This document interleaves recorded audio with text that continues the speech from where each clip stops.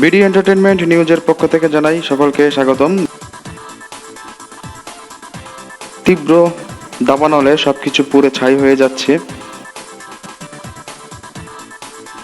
জীবজন্তু আজ বিপন্ন।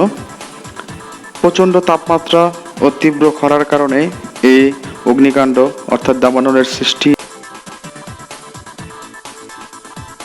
বিশেষজ্ঞরা ধারণা করেছেন।